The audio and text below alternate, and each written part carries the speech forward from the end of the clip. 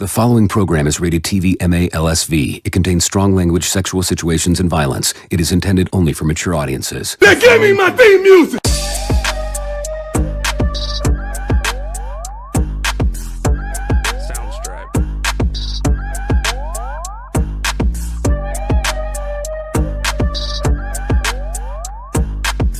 This is a Planet Fanatix production.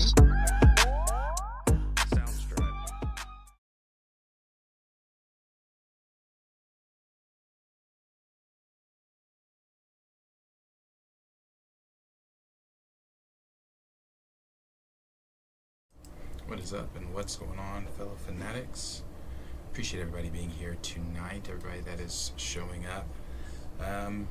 We're going to talk about a few things tonight. We're going to give everybody a little bit of time to get in and hang out. And we'll get down to some of the news and things that we are going to discuss in tonight's stream. JD75, good afternoon. Appreciate you being here with us. And it's just myself tonight. Just myself tonight, and I have a few announcements. Well, one announcement, really, not a few. I got one.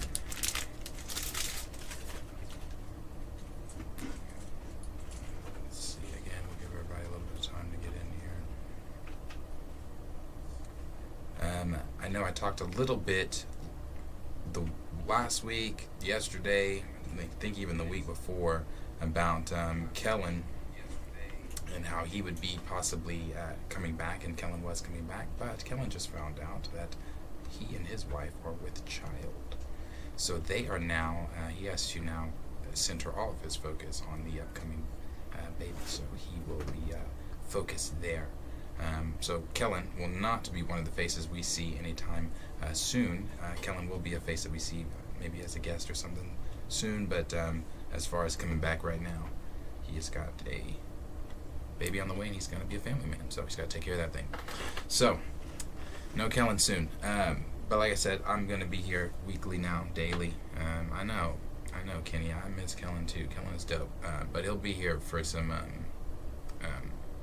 guest stuff.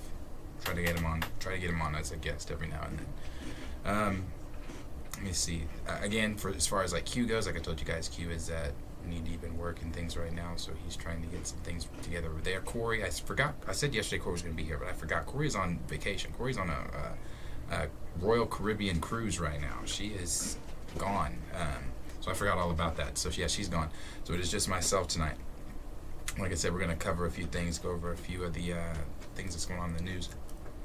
But we'll go ahead and get started here in just a moment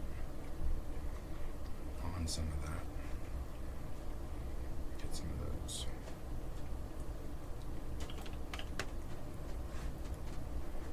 Let's see. I was even debating. I was like, man, it's a kind of a slow news day. What do we talk about for the news? But then it, there were some things that I was like, okay, this is somewhat newsworthy that we could talk about today. So one of the things that we've talked about before, and well, when I say we've talked about it before, I never showed any interest in going to see Aquaman 2. I never had any interest in going to see Aquaman 2. And the one reason that I never had any interest in seeing Aquaman 2 is because early last year, or I can't remember, last year or beginning of this year, I can't remember when. I think it was the beginning of this year. This year there's just been a lot of news.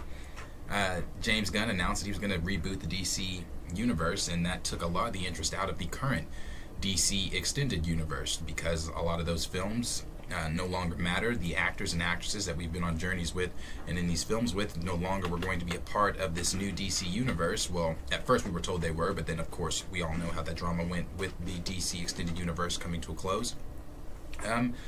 Even I talked about it last night, the stuff with Zachary Levi, where Zachary Levi was so high and mighty on what James Gunn was going to do with his new DC universe, and how he said that everyone needed to chill out, and that Shazam 2 and Shazam's future in the DC universe, and him as Shazam in the DC universe was secure. And we all, a lot of us said that ski trip that James Gunn and Peter Safran took him on was kind of like a ski trip, that kind of like a trip you take, a kid on, a son on, or a friend on before you give them bad news.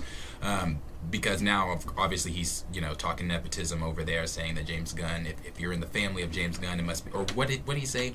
It must be easy to get those type of roles when your brother's a director or something like that. So, it's a lot of those actors and actresses, everybody over there involved are changing their tunes on a lot of it. And again, it's no secret. I don't know why no one should be surprised at where the current state of the DC universe is. No one should be surprised, and no one is going to watch Aquaman 2. No one went and watched The Flash. I mean, hell, no one watched The Flash even on their streaming services for free. No one went and saw Blue Beetle, and that's kind of sad, even though Blue Beetle just was not what I wanted it to be, but it was still okay. But no one went and watched it either. So no one should be shocked with the things coming out about Aquaman. But this is what is coming from CBR. CBR had this to say about Aquaman. It is currently tracking lower than Marvel's. It's tracking lower than the Marvel's lowest rated film ever. This is what CBR is kind of saying. They said it appears Aquaman and the Last Kingdom will struggle to bring much holiday cheer to the box office as the final DC Extended Universe movie's latest projections are out. Per Deadline, the Aquaman sequel is projected to make over $40 million at the domestic box office during the first 4 days in its theaters, which could see it make less money in North America cinema than the Marvel Cinematic Universe latest pick, The Marvels, at $46.7 million. However, the Lost Kingdom's international projections look more encouraging, with the James Wan-helmed movie expected to earn up to $10 million overseas by Christmas Eve, with between $75 million and $80 million of that grossing coming from the 73% market launch in the foreign theaters or territories. And they go on to say a little bit more there about the domestic and what it's going to make. But just the fact that it's tracking lower right now than the Marvels, again, I think no one should be shocked about. No one should be surprised at this film. I mean, I think I said this last night too. In a recent interview, Jason Momoa, Aquaman himself, the star of the film, even came out and said he understands that no one's going to go see this film. He understands that, I think he even said, and he may have been being facetious about this, I don't know, but he even said if the film does good, who knows what the future holds for him as Aquaman. I mean, I don't know why he said that shit, because we all know that him as Aquaman is dead after this. He's going to go on to possibly being Lobo in the future of James Gunn's DC universe. But again, this is not shocking. This is the current pit. This is the note that the DC Extended Universe is going out on. And again, I just don't know why anyone is shocked by it, because there have been some people saying, I just don't understand, the first film made $1 billion. Again, we are not in the same climate that we were in when the first film made $1 billion, the billion that it made. This is a completely different DC climate. This completely different, everybody is holding on anticipation for Superman Legacy at this point. Anything else that the DC Extended Universe puts out that has nothing to do with where the reboot is going, it's going to suffer the same fate as Aquaman 2. But, as always, questions for you guys. Let me know down below in the comments if you're going to go see Aquaman 2. Is it something on your radar? Are you still interested in the DC Extended Universe, even though none of it matters? If you are, and you are going to go see it, let us know down below in the comments. Or maybe you're not going to go see it, and you're just like, I'm just ready to get toward whatever DC is doing next. So let me know all those things down below in the comments. Let's see. Appreciate you being here, Gray. Connoisseur Triple Salute, appreciate you being here. I saw Gray said it's over. He's Lobo going forward, right? Yeah, he is definitely going to be Lobo going forward. Xavier Phoenix said it's sad when even the star doesn't anticipate much turnout for Aquaman 2. Yeah, that's what I'm saying. I mean, you're looking at just the things going on with Aquaman. You're looking at things going on with not just Aquaman, but DC, the DC Extended Universe. It just doesn't matter. Doesn't matter. The minute James Gunn said he was rebooting, it all became inconsequential to anything. The minute, the coup that Dwayne "The Rock" Johnson tried to stage over there at Warner Brothers, and all the drama, everything that we've been witnessing from Gal Gadot saying she's Wonder Woman one minute, to the egg on her face the next minute, James Gunn saying she's not. One minute her saying, I talked to Peter Safran and James Gunn, they said that I am. The next minute Trade saying, no, nobody knows what she's talking about.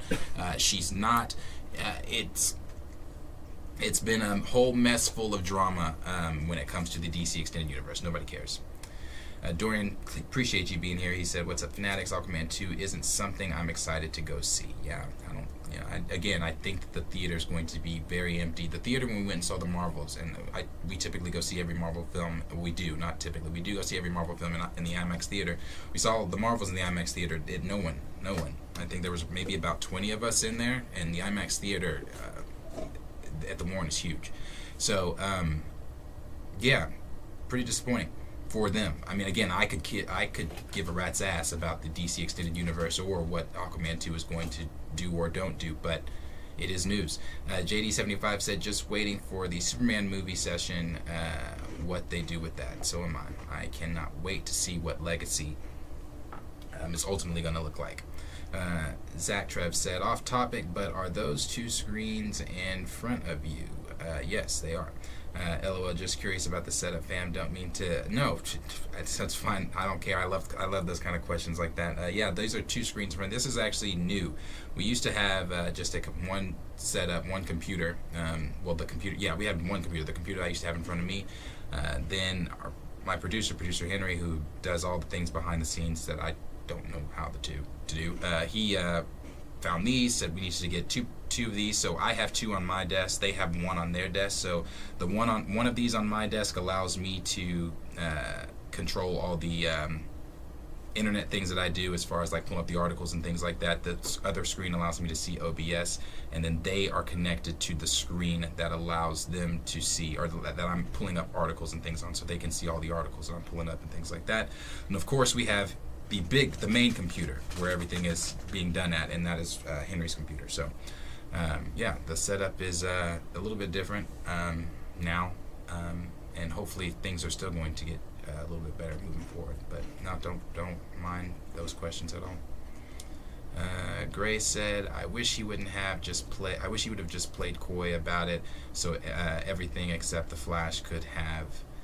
Sorry, there's a heart over what you said. Could have done a little better.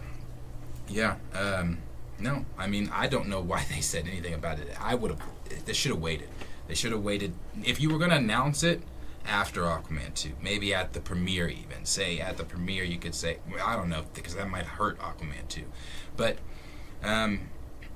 yeah, I think afterwards they should have said, you know, Aquaman 2 was great, it did this, blah, blah, blah. By the way, we are rebooting the universe.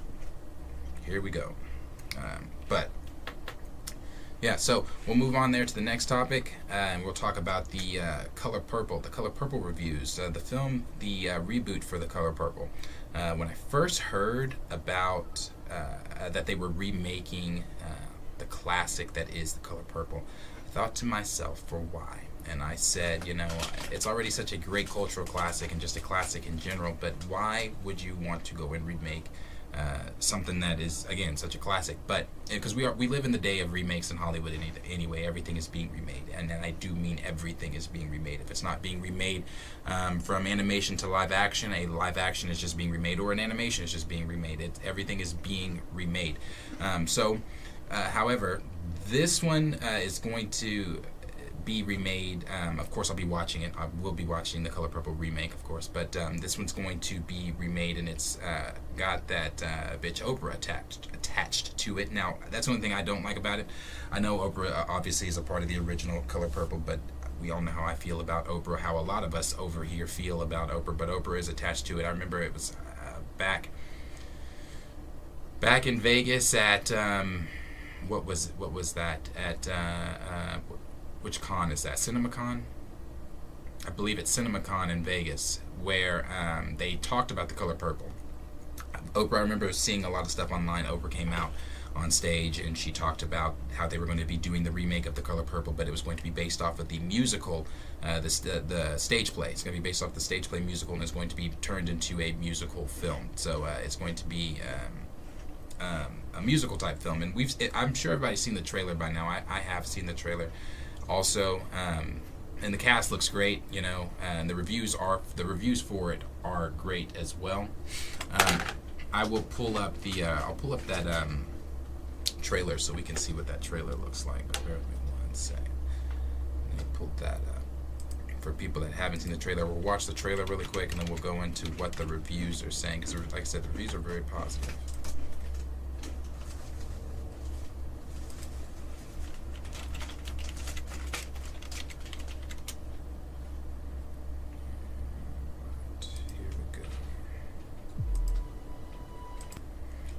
Looks good, you know. Like I said, it's a classic already. This looks like it's going to be really good. The cast is phenomenal for sure. It is definitely something that, you know, again, we were talking about films last night and what can we do as far as the community goes, and what can we do as far as you know, just films, black films and things like that. Don't tell me. Do not tell me that they're trying to send me a copyright strike for that fucking trailer. Wasn't that good? So yeah, we will. I'll be tuning into The Color Purple, of course. Like I said, the cast looks phenomenal. We'll definitely be going to see that. The original, of course, is phenomenal. I expect this to be really good. And I will be giving I'll be giving the review of it. And maybe Corey with me. I'm assuming maybe Corey with me. I will be giving the review of what we think of that film and everything like that. Like I said, The Color Purple does look great. It is a classic, so I'll be tuning into that as well. We'll move on here to the next. Or I'm sorry. The whole point there was to also do the reviews, because reviews are in for The Color Purple. What people are saying about it. So we have some reviews here from Rotten Tomatoes and what they are saying here. Let's see. I'm sorry. You gotta move. Okay. We got the first here that says The Color Purple close to achieving. Hold on one second. Where's that?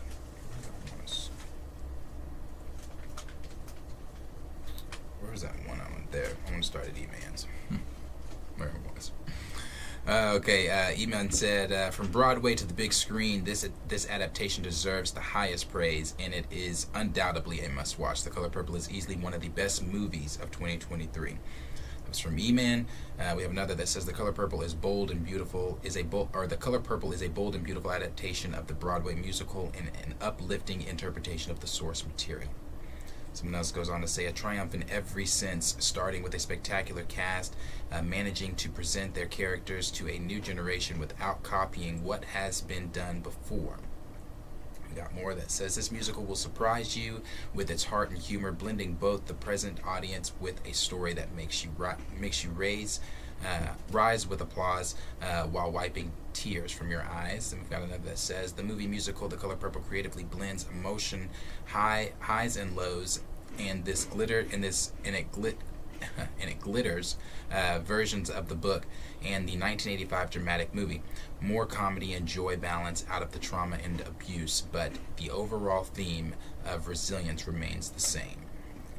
Read this one here, the last one that says, the film feels like a warm blanket and keeps you cozy. Stunning visuals, powerful singing, and elevated storytelling.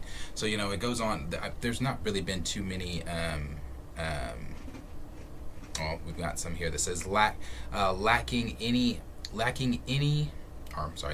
any spark of magic, thanks to camera and editing that conspire to quickly move past anything messy, complicated, arousing, or remotely human. Someone said The Color Purple is another misadaptation of Walker's work, the unfollowed blueprint that's still embarrassingly ahead of its time 40 years later. So there are some negative ones too.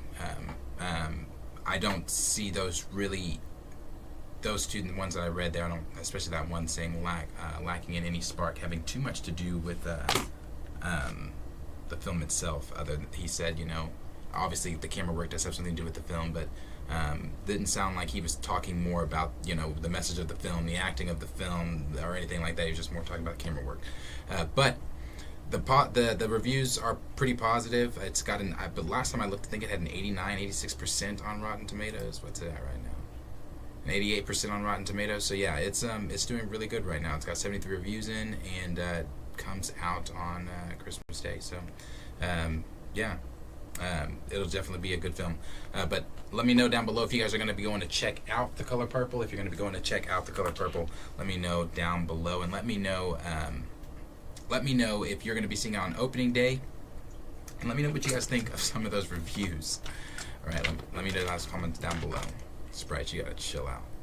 You either got to lay down or stop. Let's see.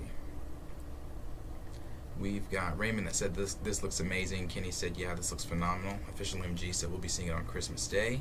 Xavier Phoenix said, I like the fact that it's different, that it's a different take and not just a straight up remake of the original film. I agree. Connoisseur Triple Salute said, I find it ironic they're doing another Color Purple in today's climate. Sprite. Thank you. You gotta move. Alright. Raymond said, these ain't nothing but some haters. I'm going to see it after Christmas. Alright, I was going to say it didn't really seem to go on about much of anything. Alright. So, moving on here, we'll move to the next topic, and we have some Kang the Conqueror updates. We're going to get on some of these Kang the Conqueror updates. I'm going to cover a lot of the Kang stuff in the coming just because it is the hot topic for Marvel right now. Even though it's not so much having to do with the Jonathan Majors trial, this is so much more having to do with what Marvel is now going to do with Kang the Conqueror. What are they going to do now that they have decided to fire the guy that they put all the eggs in their basket in? The guy that was the headline of Avengers 5. We haven't had an Avengers film since Endgame. Avengers 5, Kang Dynasty, was going to come out in 2025, 2026. That was going to be the next Avengers film. So you have now fired the guy that you saw his performance as he remains and thought to yourself, that's where we go, that's the move forward, that is our ticket, that's our big bad, Kang is our way out. You looked at him, you said that's what we're doing. Now you've taken that headline, the Kang Dynasty, down to where it's now just Avengers 5. So now we are simply talking not Jonathan Majors, but talking what Marvel does with Kang moving forward. So Daniel RPK, everybody knows who Daniel RPK is. Daniel RPK is a very credible scooper. He's one of the top scoopers in my opinion when it comes to some of the things that he puts out there. Daniel RPK, as some people can say, some people have said he can be somewhat biased sometimes in some of his scoops and some of the things that he wants to share, but I would say that would be accurate with a lot of scoopers. A lot of scoopers share the scoops that they want to share and push the agendas that they want to push, but they are saying that because it seems like Daniel RPK is more heavy on the idea, like a lot of us, that they never should have fired Jonathan Majors, and that Kang should have been the story that they just finished out with. So now that Daniel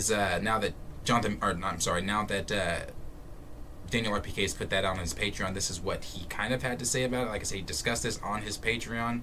I think he put it out earlier this morning, but he said, as I expected, the idea is still including the idea is still to include Kang in some capacity. In the untitled Avengers 5 film, the plan is to still shoot the film in 2024, but now late 2024. They are searching for a director and should be announcing it in the coming months. The first Avengers movie will have a more limited number of Avengers. So what they're saying is. What he's saying here is that the first Avengers film, or the Avengers 5 film, the first installment of it, whatever it's going to be now, because I believe Secret Wars, the rumor is it's going to be in 2 parts, but whatever Kang Dynasty is going to be now, it's going to be reworked to where Kang is, well, I'll read that again. As expected, the idea is still to include Kang in some capacity in the untitled Avengers 5 movie. The plan is still to shoot the film in 2024, but now late 2024. They are searching for a director and should be announcing it in the coming months. The first Avengers movie will have a more limited number of Avengers.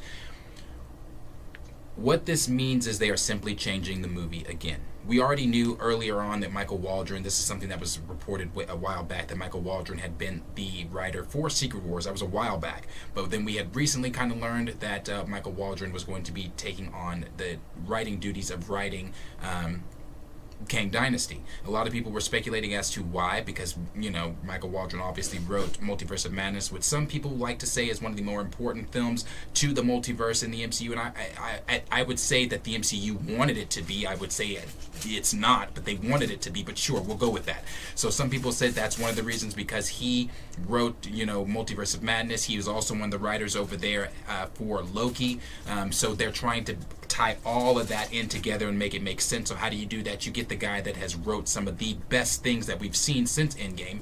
And again, your mileage may vary on Multiverse of Madness, but season 1 of Loki, and I know Raymond does not like season 1 of Loki, but season 1 of Loki, it was, in a lot of our opinions, MCU gold.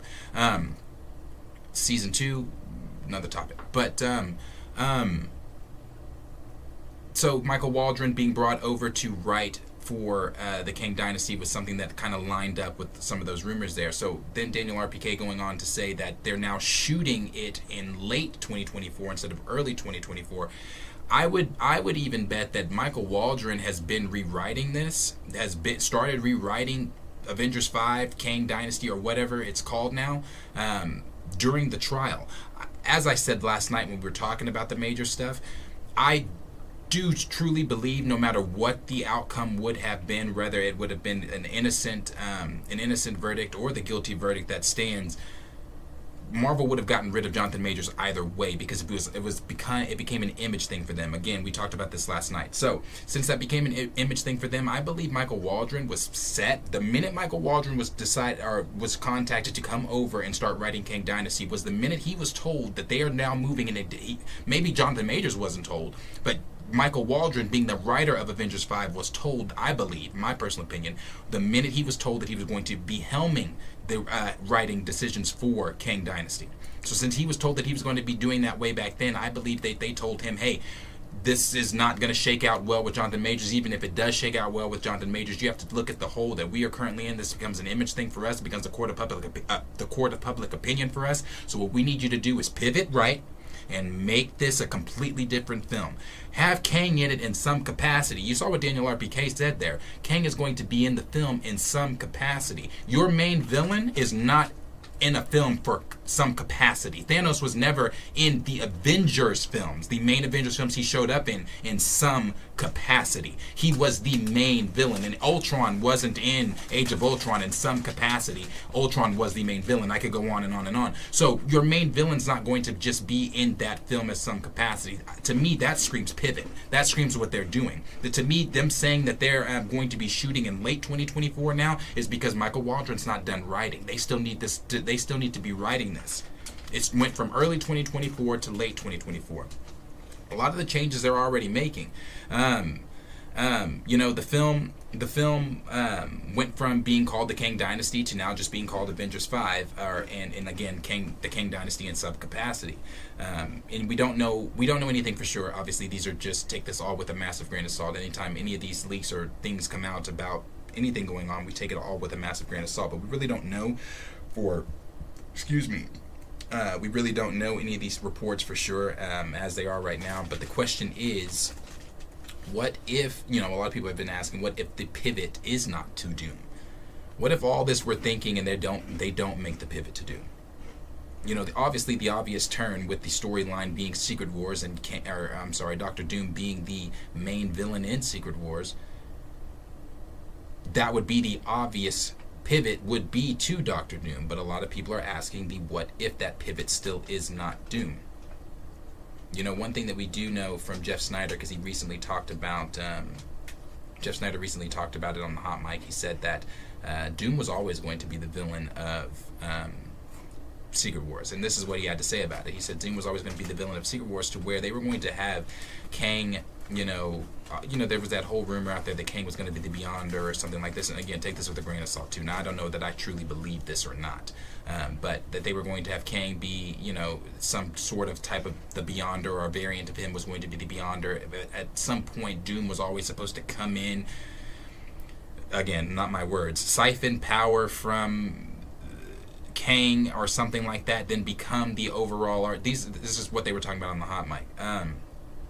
And I don't know that I believe that. And if that was going to be the storyline, it lines up with the shitty storylines we've been getting and the shitty writing we've been getting from Marvel as of late, because that's not a good way to introduce Doom, in my opinion. You know, you may like that way of introducing Doom, but in my opinion, that's not a good way to introduce Dr. Doom. You know, we even know from rumors with the Sue Storm-led Fantastic Four film that Dr. Doom is he's not going to be the main villain of the film. That's going to be your female version of Silver Surfer. But that's not going to be Dr. Doom. It's going to be it's going to be Silver Surfer. So Dr. Doom, though, from what we do know from recent rumors and leaks, is that Dr. Doom is going to show up in a post-credit scene in some capacity. And we also know, and we've known this for a while, obviously, that the Fantastic Four film is supposed to have heavy ties into Secret Wars. So if Dr. Doom is then showing up in a post-credit scene as of late, these are new rumors. These were rumors that were coming out as the trial was going on. Michael Waldron was recruited as the trial was going on. So again, pieces are just kind of falling. And this is just my thinking. I don't really know any. This is just the way I'm putting pieces together. And you've got Dr. Doom. Anyway, the Fantastic Four having major ties into Secret Wars and what that's going to mean. So now the new rumors of Dr. Doom showing up in a post-credit scene, to where the rumor before was Dr. Doom was never supposed to show up in the Fantastic Four film, because they did not want the focus to be Dr. Doom. The focus was the main villain was going to be Galactus and one of his heralds, and Galactus is still going to be in the film, but you're still going to get the female version of Silver Surfer, Frankie. We've got all that going on. You got all that going on, and then, you know, if you can take yourself a while back, the rumor a while back, when Ryan Gosling was approached by Marvel, we heard those rumors that Ryan Gosling was approached by Marvel and had to sit down with a role, but we didn't know what the role was. A lot of people had the speculation that it was Dr. Doom. A lot of the scoopers came out and said that Ryan Gosling was meeting with Marvel to be Dr. Doom. Now, in all reality, you know, a lot of people too, we all thought that Ryan Gosling at one point was meeting with Marvel to become Ghost Rider, but and be honest, he would be a great Ghost Rider, but he's not. Well, we don't know that for sure. It seems like what some of the scoopers are saying is that he a while back met with them when those rumors first came out, met with them for that Doom role, but then turned it down. So now, if you now look at all the things going on with the Kang trial, with the Jonathan Majors trial, with the Kang recasting, with who's going to be this, is Kang going to continue on? Look at all the pieces, the pushback of the film from early 2024 to late 2024. You've got Kang going to be in it in some capacity. You've got what else did they say? You've got Dr. Doom now showing up in Fantastic Four, where he was originally not showing up in Fantastic Four, in a post-credit scene with a film that has heavy ties into Secret Wars. You've got Michael Waldron, who wrote Multiverse of Madness and Loki, who has now been attached to Kang Dynasty and Secret Wars. This was all, and he was approached for Kang Dynasty during the trial. Are pieces lining up? Am I making sense, or am I just rambling? I feel like this is something I just thought about. Not just thought about, but I was thinking about earlier today. These pieces are kind of all lining up. Like I said, I never really thought Marvel was going to give Jonathan Majors the time of day, whether or not it was an innocent verdict or a guilty verdict. So now seeing that Ryan Gosling, as of yesterday, has recently met with Marvel again for an unknown role. We don't know what that role is going to be. But if Ryan Gosling did meet with Marvel yesterday, or whenever he met with them, to potentially talk more about him coming to portray Dr. Doom. Now, I don't see Ryan Gosling as Dr. Doom in the least bit. Now, not in the least bit. I said it then, I'm saying it now, I'm going to say it whenever. He's Ken.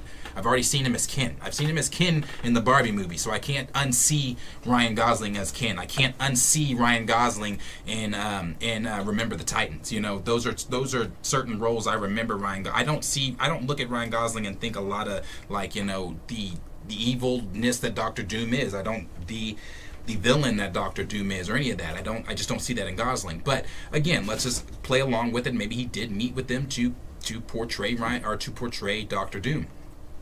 That also kind of lines up, like I said, with the other things that we were talking about earlier on, about them making the pivot. I don't know for sure. I don't know for sure that that's what they're going to do, if they're actually going to pivot to Doctor Doom, or again with the question of the what if they're not even pivoting toward Doctor Doom. But the verbiage that's being used there from Daniel RPK when he says some capacity, your main villain's not in his film in a capacity. He's in the film throughout. So we'll have to keep waiting to see what else comes out about it. But right now it doesn't seem like Kang is going to really be continuing on in the MCU. They really may be pivoting away from that. And again, how you pivot away from that story to make it make sense, with the multiverse being the thing that you, and again, I guess you could still make it make sense, but you've just put Kang and asserted him, and so what was Quantumania then at that point? How do you there's a lot of questions. There were a lot of questions, on the Hot Mic podcast with Jeff Snyder recently. He also talked about, the what if Marvel, since Marvel went ahead and, fired Jonathan Majors, would they actually pay the money to Gosling? Because, the rumor is that they wanted him to be Doom anyway. So would they pay the money to Gosling? Because obviously Gosling is going to want a hefty paycheck, because you want him to come in and be the villain for the next few films, for the next few years in the MCU. That's a lot of work. So, I don't know. I'm going to keep covering all of this moving forward until Marvel comes out and makes an announcement. Obviously, honestly, also, I wouldn't be surprised if Marvel either tries to jump in front of this before it leaks in the trades or whatever, in the major trades, of who is going to be the new villain if they do that, or who's going to be recasted if they do that. They might jump in front of it and say, hey, this is who the new Kang is, or they might jump in front of it and say, hey, this is who the new villain is. I would even say San Diego Comic-Con next year, Hall H, Hall H has to be huge for Marvel next year. I would say that they seriously need to put this, especially with Deadpool being their only film coming out in 2024, they really need to sit down and focus on what they need to put out, what the announcements are going to be, how they're going to win audiences back, how they're going to get themselves, their backs off this wall, out of this hole that they're currently in. That's a lot of soul searching that's got to be done. So Hall H, San Diego Comic-Con, I think would be they're one of their best friends for this upcoming year. So I would love to see a lot of different changes moving forward in the MCU. Again, I'm not one that has to have Kang. Again, I love Kang. I love what Jonathan Majors did with Kang, and I love Kang in the comics as well. Of course, I love Doctor Doom, and it never made sense to me. I said this before when Secret Wars was announced. Doctor Doom's absence, why he wasn't going to be involved. I don't know how you do that story without Doctor Doom, but I don't know. What are they going to do? I'll be covering it. I'll keep letting you guys know. But as always, questions for you guys. Let me know all your let me know all your thoughts down below of what you guys are thinking about who's going to be the new villain, or is it going to stay Kang? Read some of those comments there. See what you guys are saying.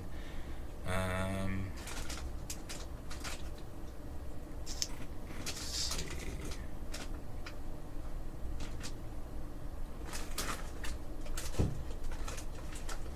We'll start here because you guys have been talking on that one. We'll cover it.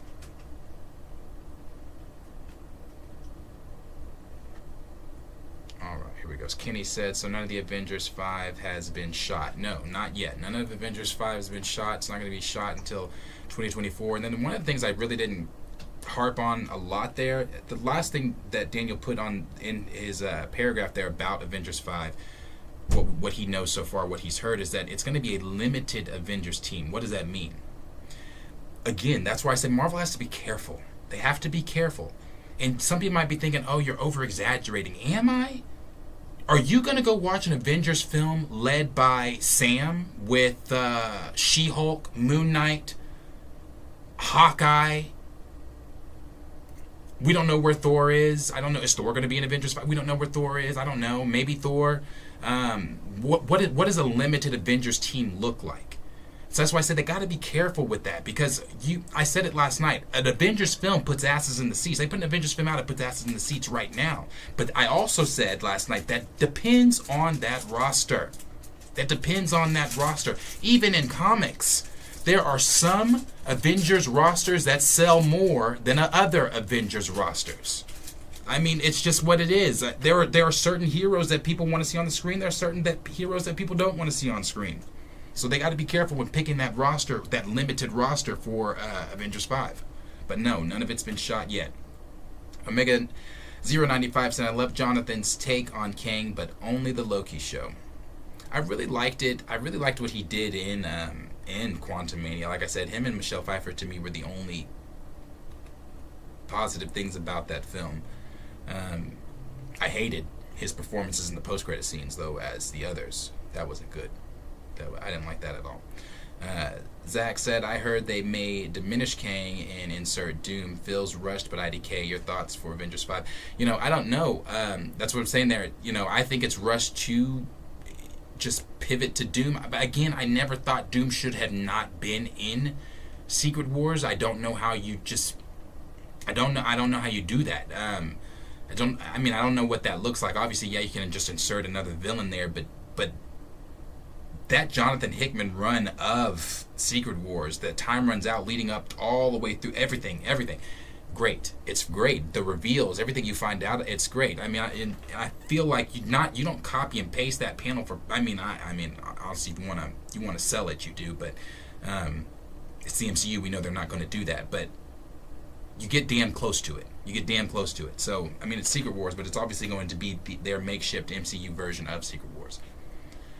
And I honestly, for Avengers 5, I don't know. Until we know who the villain's going to be, I don't have my own theory of what Avengers 5 is going to look like. Raymond said, Loki Season 1 was a disaster. The people writing these new Avengers movies suck. Loki Season 1 was great. I think the disaster you meant to talk about was Falcon and the Winter Soldier, but Loki Season 1 was great. Zach said, here's the link to the tweet. Which tweet? I didn't see it. Let me see. Omega Zero said, when Ant-Man uses its ants time and somehow the supposedly the most dangerous being than Thanos gets beat in the big screen, like, still to me, what the fuck? Yeah. Like I said, Quantumania is just a terrible film. It is a awful film.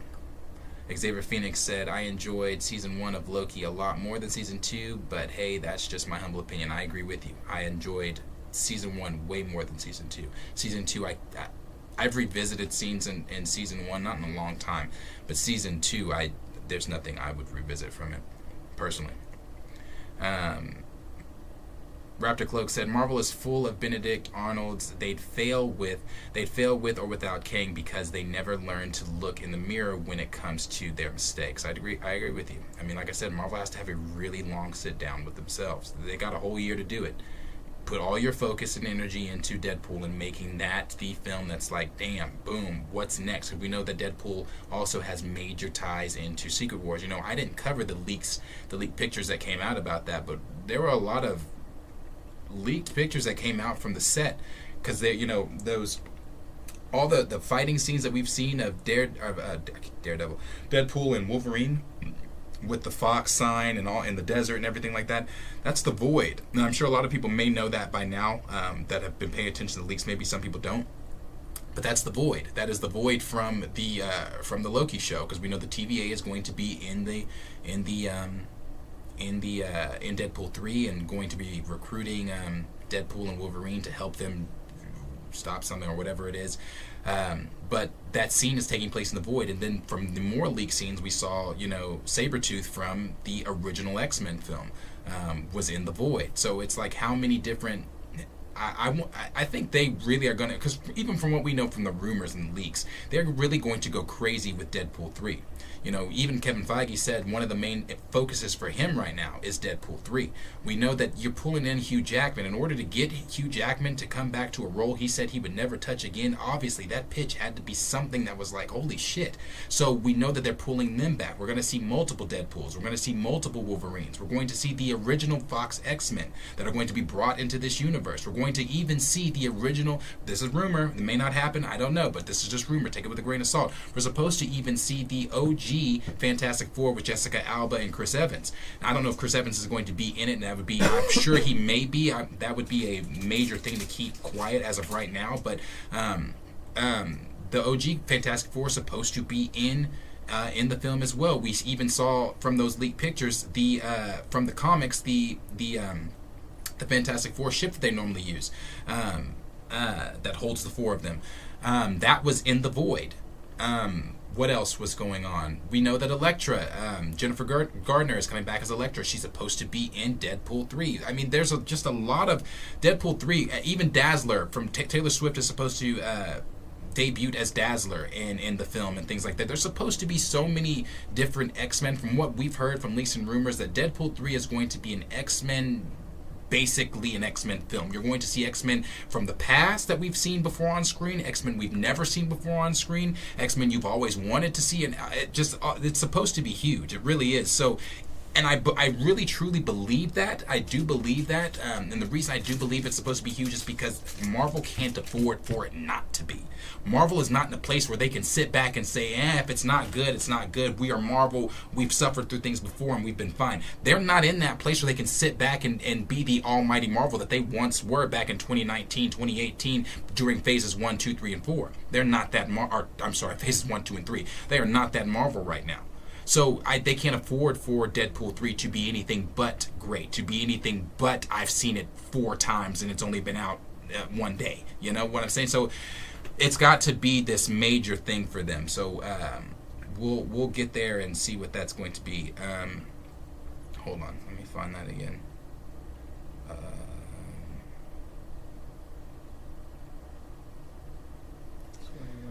Omega said, for this time, I think we should have a proper Avengers 5. First, a villain same level like Loki or Ultron. Gray said, who's the antagonist in this phase now? Who knows? Who knows? Raymond said, please do not do Doom. I do not believe they're that stupid. Who knows? I don't know what they're going to do. I don't know. Omega Zero said maybe a secret invasion could had been perfect for the saga, then wasted a lot to show then Fury is not even the hero in the end. Yeah, it's, you know what? I always forget about that show. Always forget about Secret Invasion. Xavier said, whatever they're pivoting to, the MCU has a lot to set up for Secret Wars. I hope they can recover this universe before the mutants arrive. And you know what? We're going to get to the mutant stuff here in a minute, but yeah, that's another topic. Let's see. I don't want to pronounce this wrong, so I'm going to say...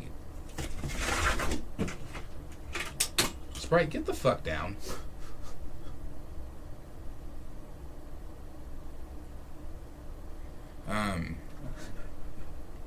The fuck? I'm gonna pronounce this wrong. Sherlick said, I wouldn't mind Dormammu as the main bad guy. We got Raptor Cloak.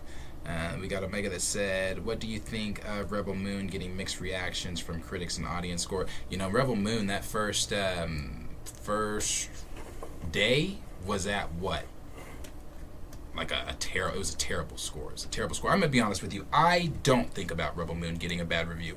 At first, I thought I cared about, well, not cared, but I thought I would. At first, when I saw it, I was like, oh, that's really bad. I wonder what people. But then, as I was finishing that sentence, I realized I quickly don't give a fuck.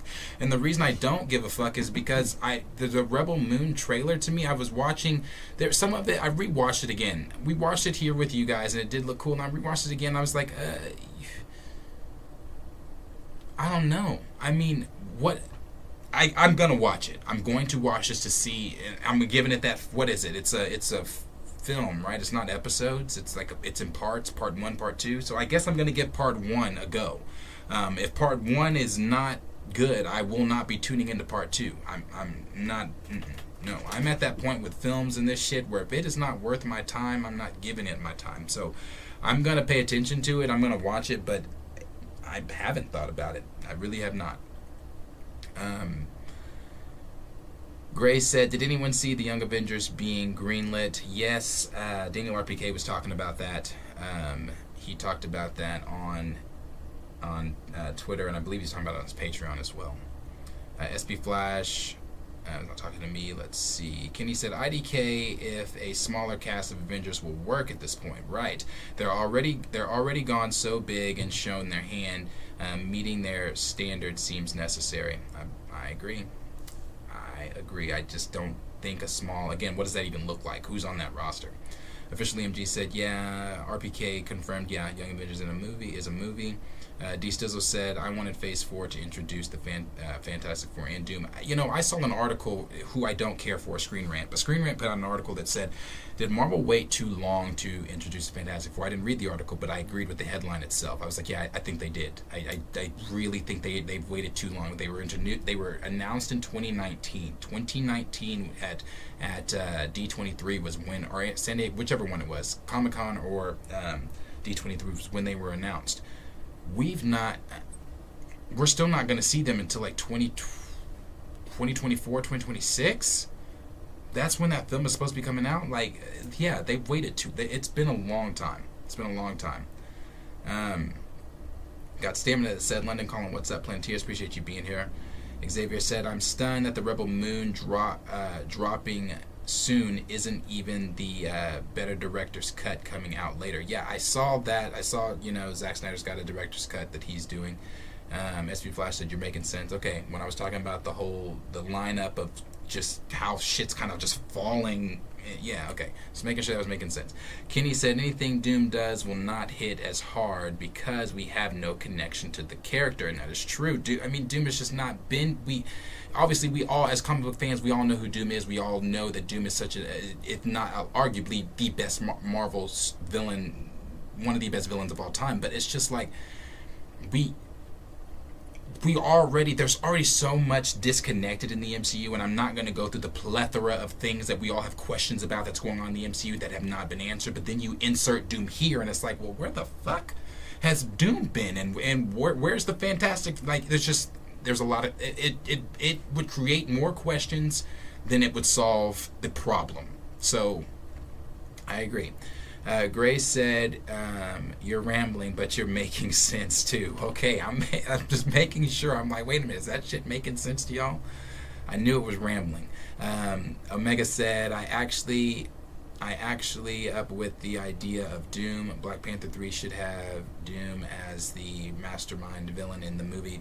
Black Panther 2 should have had Doom. Even if it didn't have T'Challa in it, you still should have had Doom in the post-credit scene there. T'Challa should have not been dead, obviously, but Doom should have been in that post-credit scene. Like we all thought... And again, I talked about that stuff too. I even said that at one point I still believed, no matter what Marvel said, that Doom was going to be a part of it. They pivoted out of that too.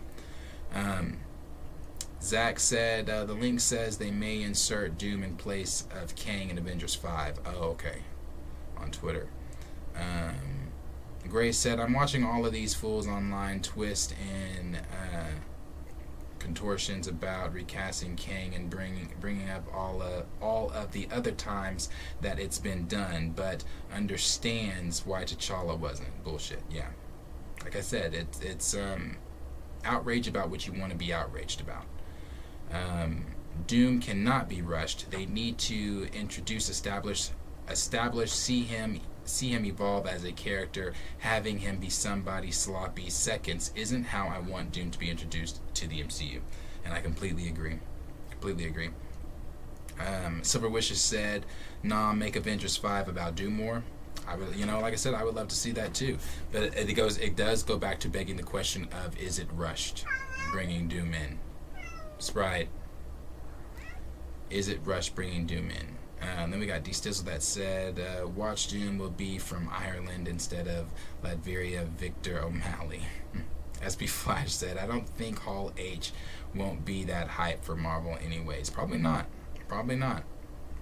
Raptor Cloak said, I still think people will accept the High Evolutionary coming back and becoming strong enough to go against Avengers or the Thunderbolts. Like I said, he did a great job as a High Evolutionary, and if they do choose to keep Kang on, I don't know that you could really take that face and make from the High Evolutionary, because I've seen some people suggesting like, oh, well, he's right there. I'm not butchering the name, sorry.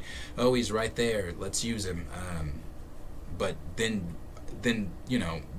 I don't know. It goes back to the conversation of what was it? Having Jake Gyllenhaal, who is Mysterio, come in and then be Reed Richards. Some people were saying, well, he was already Mysterio in the MCU, so we're also going to have him. I mean, it's you know, Gemma Chan is Cersei in the MCU, but she is also a Kree in the MCU. But that's different. I've seen some people using that compared, but that's different to me because one, that role of her being a Kree in Captain Marvel, you barely even know that that's Gemma Chan because she's in the blue. So it's just very different. I don't know. Maybe. We've got Raven that said, if they wanted Doom to be the villain, he should have been introduced. It's too late for that. If it needs to stay Kang or cancel Secret Wars altogether and give us mutants. We got Tequila said, still made no sense with T'Challa dying with the disease. Herb kills him to... Herb keeps him immune to any cancers or illnesses. Writing in Wakanda Forever wasn't that good. No, it was awful. None, T'Challa dying, being the king of the dead, an illness that that Wakanda can't cure. That tracks with the MCU. It's their makeshift version of Marvel. It's their version of Marvel. Stamina MCU said, I'll watch, but where my excitement level will be is a coin toss. Tequilaville said they didn't know how to separate Chadwick and T'Challa SMH. Yeah, very true. DeSizzle said New Avengers or Mighty Avengers are dope titles. Professor Bim said I agree. Tequilaville said need to recast T'Challa. That's all agreed all around. Xavier Phoenix said they need to fix the T'Challa mess with Secret Wars and definitely before BP3. DeSizzle said Doom, Reed, T'Challa, Molecule Man, Beyonders, even Black Swan are key players. But I've said, yes, we've talked about that so many times before. Black Swan, the Cabal, there's so many key players in Secret Wars that you have to have a part of all this. And like the Black Swan is like that's people don't even unless you've really read that, unless you're a comic book reader, you don't even know who Black Swan is. So it's like there's so many moving pieces to Secret Wars that are not currently on the playing field in the MCU. Let's see. SB Flash, not talking to me. Let's see. Raymond said Season 2 was glorious. The first season was the absolute worst. It took me all the way down. Let's see. Okay. Andre Ware said, like Josh and Dinner Nerd said, Marvel didn't have the balls to recast T'Challa at this point. Something needs to be done to get things back on track. Maybe some short stories on Disney Plus. Well, isn't that what Eyes of Wakanda is supposed to be?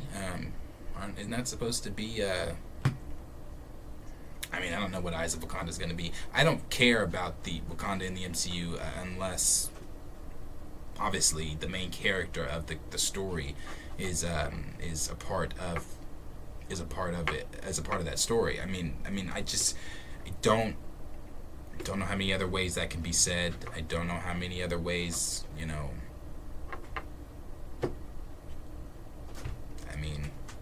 you're gonna watch a Halloween movie without Michael Myers or whichever the fuck one of them is. Is it Michael or Jason? Whoever it is. Are you gonna watch it without Michael?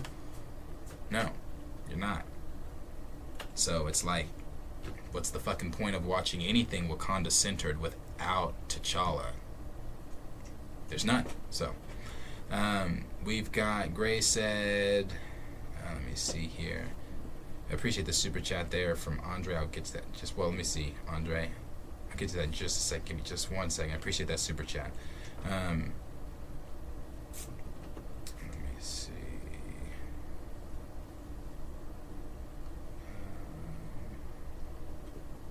We got Grace said, I'm watching to see which character is based off Chewbacca. Stamina said 75 reviews. And then let me see. Andre said, Marvel has an opportunity to put the shit back on track. All cards should be on the table. Start by recasting T'Challa. It would help solve this mess. It would. I completely agree. Recasting T'Challa, and maybe that is something they're going to do in the reboot. Again, I don't know. I don't know if they're going to just leave the Wakanda stuff that they've done behind. I feel like with the Eyes of Wakanda being on the horizon and Ryan Coogler being attached to the Eyes of Wakanda, and the Eyes of Wakanda, if Ryan Coogler is attached to it, being more stories from Wakanda Forever being drug out, it would seem that the future of Wakanda still would remain the same as the current state of Wakanda in the MCU right now, which would mean that all of their eggs, like they did with Jonathan Majors, they put all of their eggs in this basket of T'Challa, the great value version of T'Challa, their version of T'Challa. What's the kid's name? Divine. Put all their eggs in that basket. Since they put all their eggs in that basket with him, you know, it's like, I just don't see, I don't know if they would pivot from it. And again, it just seems like with the Eyes of Wakanda on the horizon and that just being more stories tied to Wakanda Forever, I don't know that they are. Because in Forever, T'Challa is dead. And if he's dead in Forever, then in Eyes of Wakanda, they're going to still be mourning the loss of their king, preparing for the reign of their new king, if and when T'Challa Jr. is introduced to them. So, you know, I don't know. And whoever they do get to play T'Challa has got to come in and really be that bring that gravitas to the character. But I don't know. I just don't think that they. I don't. But we'll have to wait and see what the reboot holds. Omega said, at least Ant-Man and Spidey team up sounds dope if the rumors are true. Yeah, we talked about that a little bit last night, about that being a Civil War type of film. Who talked about that? Was that Daniel? Was that also Daniel RPK that was talking about that? And it might have been Daniel that was talking about some of the rumors there for Spider-Man 4. Andre said the Eyes of Wakanda needs to see T'Challa recasted, and I agree with that too. I mean, I said that too. That would be an easy way to usher in T'Challa and not make it, because you could whoever you get to play him live action could then voice the character, so you already have the voice established amongst the fans. So that way, when you transition that T'Challa from animation to live action, the voice is already there. Now it's the face. But again, you don't have it's movies, it's TV. We're literally about to go sit and watch a remake of The Color Purple. I don't want to hear, well, that's a completely different movie, it's not the same universe. You guys keep saying that, but this is the same.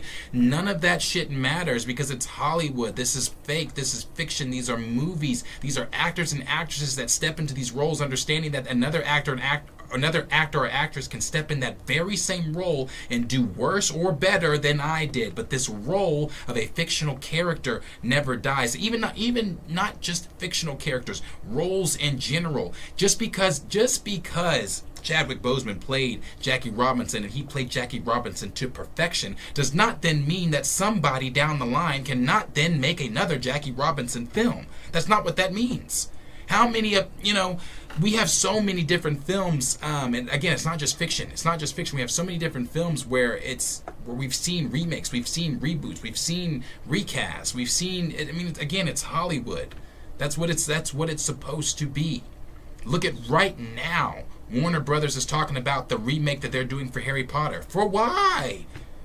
Why? You've already got 9 great films, but they're still doing it, is my point. They're still remaking it, is my point. So at no point in Hollywood have we ever, outside of the case with T'Challa, seen where a fictional character or a character in general has never been recast. T'Challa is the only example you can give me of that. We've never seen a character not be recast, because it's Hollywood. And again, Chadwick did a fine job of portraying T'Challa.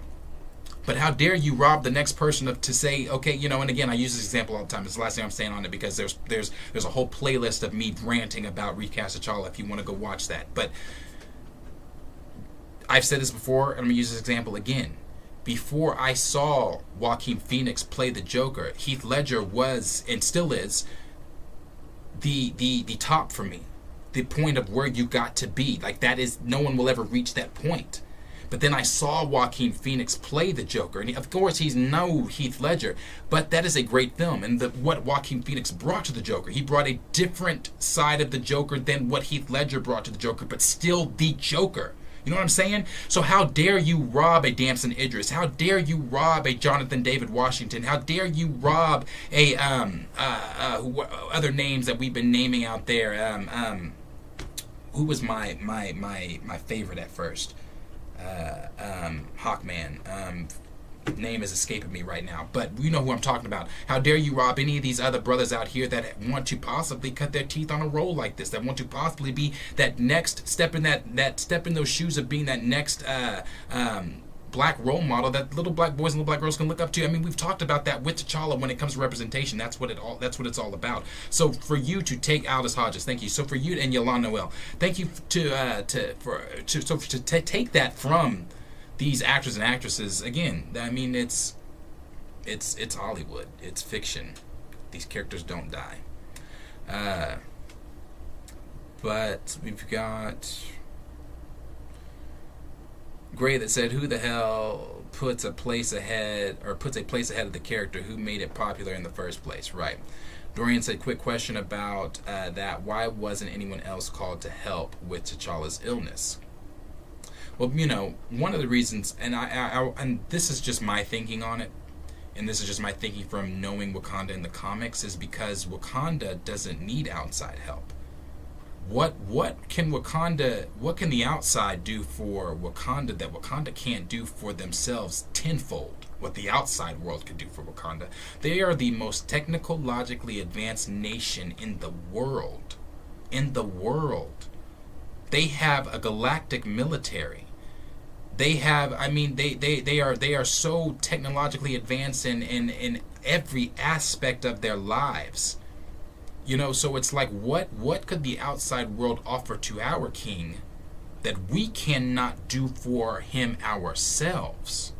So to have these scientists and Shuri running around at the beginning of Wakanda Forever, panicking, not knowing what to do, when we saw Shuri in Endgame, when they brought Vision to Wakanda so she could remove an alien, a foreign stone that she had never seen anything like, the Mind Stone or one of the reality stones, one of the Infinity Stones. She had never seen anything like an Infinity Stone, you know, in Wakanda. Shuri had never seen anything like that, but within seconds, she knew how to fix Vision. She knew how to remove the stone from Vision's head without killing him. So you're telling me an alien stone that she never knew anything about, an Infinity Stone that she had never seen before, she could cure an outsider within seconds, but couldn't cure her own brother? Couldn't cure him of cancer? An Infinity Stone and cancer? So that's what I'm saying. No, that's why I believe that Wakanda didn't go to anyone from the outside, because there was no need for Wakanda to ever go to anyone from the outside. We saw even in the MCU, when they couldn't figure out problems outside of Wakanda, where did they go? To Wakanda. They took Bucky to Wakanda when they didn't know what to do with him. They took Vision to Wakanda when they didn't know what to do with him. They went to and hid in Wakanda when Thanos was on his way. I mean, so Wakanda don't need them. They need Wakanda. We've got Dorian that said, quick question about, sorry. Stamina said, I say it all the time, but there's no energy anywhere for a show on Valkyrie and New Asgard. Right. This Wakanda stuff makes no sense, and I agree. Stamina also said, still would be, had Taika not revealed her a limp, but hey. Gray said he was great in his own right, too. Facts. He was. Raptor Cloak said Yolanda. Oh, yeah. That's what I was saying earlier. Aldous Hodges and Yolanda Noel. Let's see. Professor Fan said they would rather make black men villains. There was something I saw, I didn't read it, but I guess they're making headway and progression, speaking of black men in roles that they shouldn't be in. But we're talking about they're making progression, I guess, on the Wonder Man series. I thought that was canceled, but that's still happening. And Yahya Abdul-Mateen is still going to be playing Wonder Man. I don't know if I think the progression they're making is I don't know if they're filming it now or they're about to start filming it. I didn't read the article because I could care less, but that's still happening. That's still happening. We've got Omega that said, I only want the Young Avengers series soon, and that had been waiting for the heroes to team up now. Let's see. Cornelius said, terrible writing. Yes. Xavier said, yeah, it was ridiculous writing. Andre said, too many plot holes. Gray said, I remember those old fan theories that the Soul Stone was hidden in Wakanda. Yeah. Omega said, Bucky's chip got removed from his head, also by Suri. Critical Mass said, I'm sick. My sister is the smartest person in the world, but I'm not going to tell her that I'm sick because reasons. Right. Stamina said, AO helpfully deprogram, IO helpfully deprogram Bucky's mind control early on in Falcon and Winter Soldier. Wakanda has been neutered, and it sucks. It does. I'm telling you, it does. Cornelia said, IDK why he signed on to do that. Johnny Washington said, it's just mind-boggling to me that the most highest-grossing film in the domestic cinematic history doesn't continue that character. Right. Omega said, Darius, do you want a team-up of Spider-Man and Black Panther T'Challa Endgame when T'Challa gave the gauntlet to Spidey, make me interested to see a team-up of them in the big screen. Yeah, I really believe, I don't know how much Tom Holland knows comics, I don't know how much Chadwick Boseman knew comics or anything like that, but if you remember the Reign of Marvel book that Joanna Robinson wrote that came out maybe about a month and a half or so back, she talked about how Captain Marvel, Brie Larson's Captain Marvel, Tom Holland, Spider-Man, and Chadwick Boseman as T'Challa were going to be the big three of the MCU moving forward before Chadwick Boseman's untimely death. Now, they still could have done that. But that's a whole other conversation. Well, it's not a whole other conversation. It's still within this conversation. Still could have done that with the recasting. But they talked about that, and they were talking about how, so I don't know if that's, again, I don't know if Tom knows comics or Chad knew comics, but I wonder if that's something that they talked about, if that was like, wouldn't it be cool if we could actually do that scene from the, the comics and things like that, so I would have loved to have seen a team up between those two. I would have loved to have seen a team up. I'm deeply saddened that I'm not going to get to see on screen T'Challa and Reed way more than I'm not going to get to see T'Challa and Spidey. The relationship between T'Challa and Reed, Reed being the friend that he is, it's just, we're not going to get to see any of that. We're not going to get to see those two minds bouncing off of one another. We're not going to get to see T'Challa flirting with Sue. We're not going to get to see any of that. You've taken a beloved character off the screen.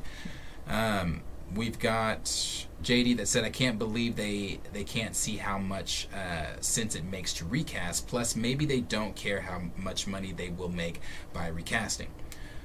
Raymond said, I'm still disgusted that they took Chadwick's real-life death and tragedy and made it into a film. T'Challa and Peter teamed up in the comics. Yes. Professor Film Fan said, it's sad. Yeah, it is. It truly, truly is. But it gets sadder because we're going to move here to the next topic. And the next topic that we are going to move to is going to be that of the Fantastic Four. And the things going on with the Fantastic Four. Oh, shit. And the things going on with the Fantastic Four. So, what was it? About a day ago, news came out that the villain of the Fantastic Four, the central villain of the Fantastic Four, is going to be Mr. Sinister, and that's dope because I love Mr. Sinister. I think Mr. Sinister is dope. I think we all can agree that Mr. Sinister is a great, one of the great characters when it comes to the X-Men. Dope villain, Mr. Sinister, and I want to say they could be inserting Mr. Sinister. I don't know if this is going to be after Secret Wars or going to be before Secret Wars. I'm not sure, but Mr. Sinister plays a major role in Secret Wars. Well, when it comes to the different sections of Battle Worlds, and he has his own, everything like that. So, Mr. Sinister, I don't know if they're inserting that before Secret Wars or after. I don't know if that's going to play a role or not. I'm not sure, but Mr. Sinister is supposed to be the central villain for the mutant saga moving forward. But let's just talk here just for a second. When you talk the X-Men, when the X-Men were first created, it was always, this whole thing with Charles and Magneto. And, this whole thing with Charles having a vision and a dream for what he wanted mutants society and mutants for how he wanted mutants to thrive, and obviously Magneto having a completely different, at one point agreeing with Charles, but then having a completely different viewpoint than Charles has of how he wants mutants to thrive and survive and things like that. And at one point, it wasn't initially, I know a lot of people like to say initially that Magneto and Charles were always based off Dr. Martin Luther King and Malcolm X. That's not true. Later on down the line, they started to adapt them as Dr. Martin Luther King and Malcolm X, because they saw that, hey, a lot of this does line up with civil rights. We have a storyline here that we can lean heavy into the civil rights storyline here, because it is. I mean, when you really look at the X-Men, it is a civil rights thing. It's a group of people that are being told that they don't belong. It's a group of people being told to go back to where you come from, or you need to be extinct, or this or this or that. It's a group of people fighting for a world that simply does not want them. So you've got Magneto's view on it. When it turned into what they wanted it to be, turning into the civil rights thing, Magneto's view is more of the Malcolm X, the extremist view of the view of it. If they're going to shoot at us, or we're going to shoot back at them. If we're going to get our point across, we got to burn shit down. We've got to show them who is stronger, because we're stronger together. Then you've got the Charles approach, which is more of the Malcolm X approach, or the Dr. King approach, which is more of the peaceful approach. Let's sit down, let's talk about it, protest, or a peaceful protest, things like that. That's when Marvel and company started leaning heavy into the we've got something here aspect. So when you take away that dynamic, in my opinion, because I just recently watched Days of Future Past not too long ago, when you take away the dynamic of, and I've been watching, I watched a little bit of 97 in anticipation for the new 97 reboot. But when you take away that dynamic duo, when you take away, the struggle between good and evil or some people might say, some people again might agree with I'm not one that disagrees with some of the things that Magneto, some of the extreme ways that Magneto deals with things. I'm not one that disagrees with some of the ways that Charles deals with things. But when you take away that dynamic of those two pulling the yin and yang, one pulling one way, the other pulling the other way, you take away the central dynamic story of what is the X-Men. You take away because I'm going to read the article. I don't know if anybody's been paying attention to this, but as of right now, Magneto is nowhere in any of the stories for the X-Men. So I'm going to read the article, and this is coming also from Daniel RPK, but as of right now, as it stands, Magneto is not on the playing field in the MCU for the X-Men.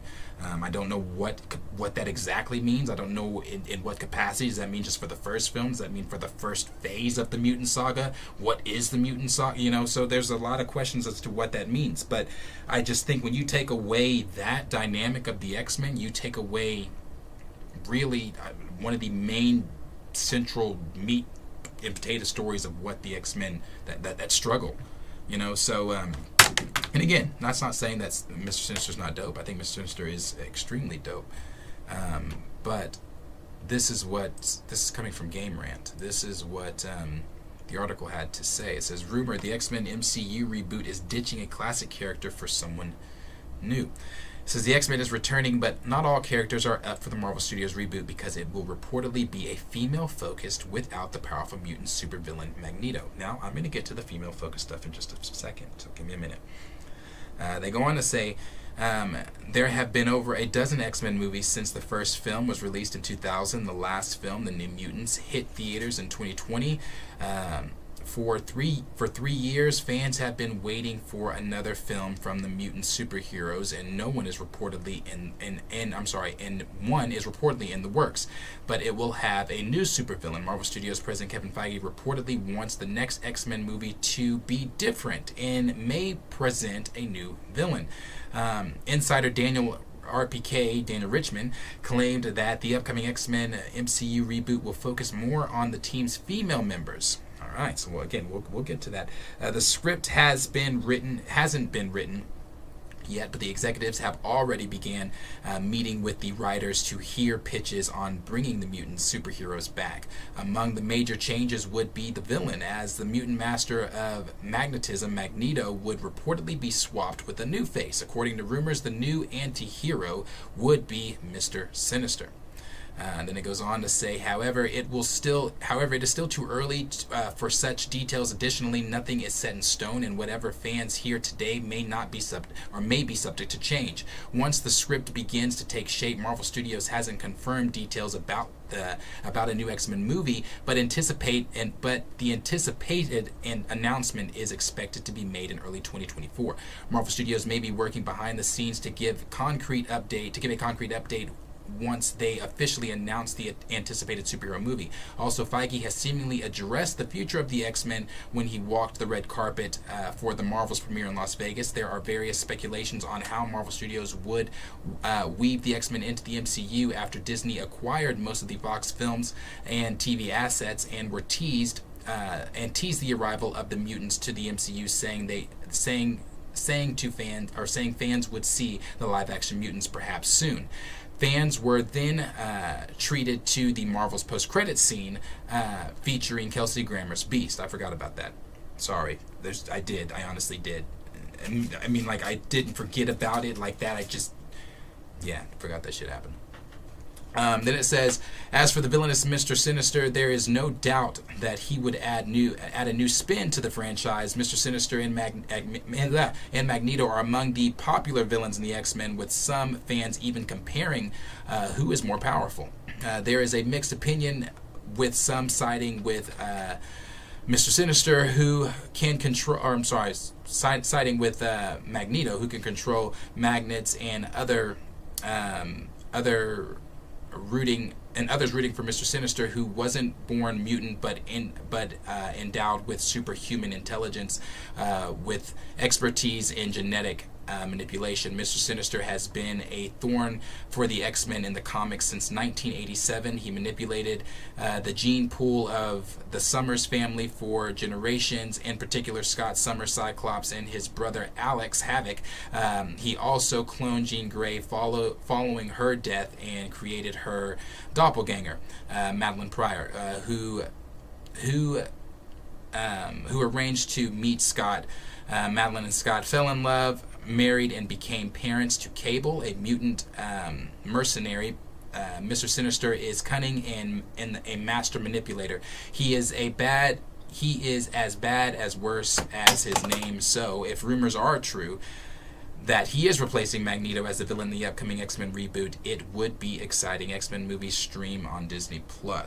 So, Mr. Sinister is said to be the villain moving forward for what is coming with the X-Men reboot, what's coming with the X-Men saga in the MCU. Now, I know one thing caught a lot of people's attention at the top there, and that was that the X-Men film moving forward is going to be a female-centric film, female-led film. We also know that the Fantastic Four is going to be led by Sue Storm and not led by Reed. Now, is it a problem? No, I wouldn't say that. I wouldn't say it's a problem. And the reason I wouldn't say it's a problem is because there are some dope-ass, some of the best Marvel female heroes are X-Men. Some of the best Marvel female characters are X-Men. Some of the best Marvel characters are X-Men. The X-Men, there's that river really doesn't run dry with what you can pull out of and what you can do and who can do what and who can lead what movie and this and that. Now, is it concerning a little bit that what does that mean with it being a female-led film? Now, I know some people might think, well, as long as Wolverine is still there and we've got some of that, going on, pump your brakes. From one of the rumors that we've heard a little earlier on is Wolverine is not initially going to be a part of the X-Men in the MCU. He's going to be on Alpha Flight. He's not going to be a part of the X-Men initially in the MCU. Now, take that with a massive grain of salt. That's also coming from Daniel RPK. So we don't know if that's true or not, but he's not going to be, at least right now from that rumor, in this iteration of the start of the X-Men. So that's one player gone. Is Scott going to be there? I don't know. What is a female? What does that mean? Is it going to be like, obviously we're going to have some of the male X-Men in there, but what does that exactly look like? And that's not saying that we can't have female-led films. Please do not twist my words or say that anybody's being sexist or anything like that, because again, I rallied behind She-Hulk before the film turned, and I still rally behind Tatiana Maslany until the show turned to be what the show turned out to be. And I still rally behind Brie Larson and everything that goes on with her, the hatred, the unnecessary hatred towards her as Ms. Marvel. And I've even said this in defense of Brie Larson as Ms. Marvel. It's not Brie Larson's fault I said as Ms. Marvel, as Captain Marvel. It's not Brie Larson's fault that Captain Marvel is so hated in the MCU. That is the MCU and Kevin Feige's fault. Why is that the MCU and Kevin Feige's fault? Because the MCU and Kevin Feige have had ample opportunity to prop Captain Marvel up as this badass hero, but instead they're too busy of trying to make her the darling of the MCU. They're trying to make her this beautiful face of the MCU instead of making her what she should be. Give her badass stories. Give her a reason for us to give a fuck. Make her what she is in the comics. Carol Danvers is not the Carol Danvers that we've been on a journey with in the MCU. The fact that she's still dealing with the stories, the PTSD from the stuff from Captain Marvel 1, and that was somewhat of the sin, like that was still a major part of the storyline and stuff she was dealing with in Captain Marvel 2. You're hurting Carol. You're doing that. That's Marvel doing that. That's not Brie. That's Marvel doing that. That's Kevin Feige doing that. That's the writers doing that. That's them not wanting to take risk. That's one of Marvel's biggest issues. That's them not wanting to take risk. You know, one of the things I was thinking about too, with some of these rumors going on with what Spider-Man 4 is going to be, if it's going to be a Civil War type deal, I was thinking about that. What side would Carol be on? If it was going to be a Civil War Part 2, if Spider-Man 4 is truly what the rumors are saying they're going to be, and it's going to be adapting a type of Civil War Part 2 in the MCU, because if you missed it last night, I kind of went over it a little bit. Some of the things we know about Spider-Man 4 is that it's going to be adapting. We've talked about this before. It's gonna be adapting that Devil's Reign Daredevil comic, to where Kingpin is going to be the mayor of New York City. He's going to be campaigning to become the mayor of New York City during Born Again. He's going to be elected in Born Again. We're going to see him be mayor in Spider-Man 4. We also know that in Captain America 4 that right now Harrison Ford's Red Hulk is going to become President Thunderbolt Ross instead of just Thunderbolt Ross. We also know that Wilson Fisk and Thunderbolt Ross have do not care for superheroes. And, you know, they should be registered. They should be this. They should be that. You know, we also know from She-Hulk that the Sokovia Accords no longer exist in the MCU. So with all that coming together in Spider-Man 4, if Wilson Fisk is the mayor of the MCU and he wants to put in some type of reform in place to where vigilantes can't, you know, mass vigilantes or whatever it may be, can't have to register themselves or have to do this or have to do that, because they might try to do a Sokovia Accords 2.0 or something like that. Again, we know that they don't exist anymore in the MCU. So with Fisk being who Fisk is and Thunderbolt Ross being who they are, and their thought processes on heroes aligning, we could see some type of, again, like some type of hero regiment or hero type of thing in New York City where it's a Civil War type 2. So again, that brings to the question of what side would Carol be on. The MCU could do a lot of cool things with Carol. Let's say Carol, could you imagine Carol in like a Dark Avengers on the side of like a, you know, on the side of heroes needing to register? You know, and being on that Dark Avengers team that maybe Thunderbolt Ross puts together with other heroes that also agree that you should register. You want to make Carol cool. You want to do it's Marvel can do dope shit with Carol. Marvel's choosing not to do dope shit with Carol. So it's not this thing of anyone being sexist or anyone saying that, you know, we don't want to see women-led superhero films. That has nothing to do with it, at least over here. I can't speak for all these other people out there, but on this channel, I'm not saying that. No one in these seats around me are saying that. What I'm simply saying is, I don't know that that's a good idea. What they're doing with the X-Men. I don't know that taking the X-Men, which we've been waiting so long to see, and then not including Wolverine, not including some of the mainstay macho man X-Men that we want to see, and we also want to see those badass women X-Men too. But if this is going to dismiss a lot of them, I don't know that that's a recipe for success. I don't know that that screams to the fans. I mean, the X-Men are going to put asses in the seats regardless, but I don't know that that screams to the fans. That's what we need to be doing. That's the move we need to be making. So that was one of the things that really stood out to a lot of people there, was just the first part of that. The next part is what I kind of touched on at the very beginning. Did I just X that out? Oh my God. I don't know if that's still live. It might be. Oh, it is. Okay. I just X'd that. I didn't mean to do that. Sorry. Anyway, the next part that we were talking about there was the absence of Magneto.